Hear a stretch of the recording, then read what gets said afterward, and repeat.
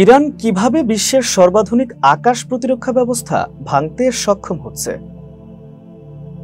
ইরানে গত শুক্রবার ইসরায়েলের বিমান হামলার পর পাল্টা জবাবে তেহরান দেশটিতে শত শত ক্ষেপণাস্ত্র ও ড্রোন ছুড়েছে।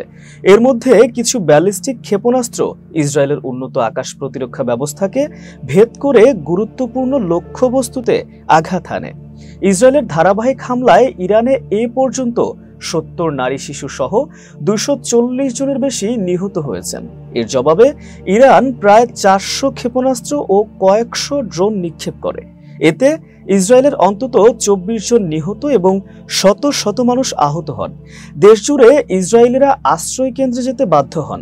ইরানের কিছু হামলা ইসরায়েলের মধ্যাঞ্চলের আবাসিক এলাকায় আঘাত এনেছে, যাতে ব্যাপক ক্ষয়ক্ষতি হয়েছে।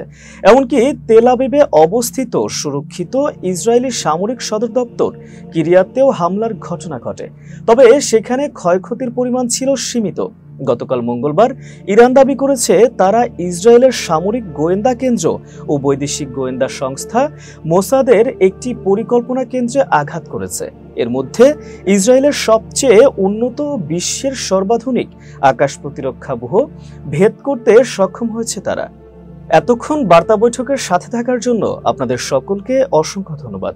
নতুন নতুন তথ্য এবং সংবাদ পেতে বার্তা বৈঠকের ইউটিউব চ্যানেলটি সাবস্ক্রাইব করুন এবং ফেসবুক পেজের সাথেই থাকুন। ধন্যবাদ।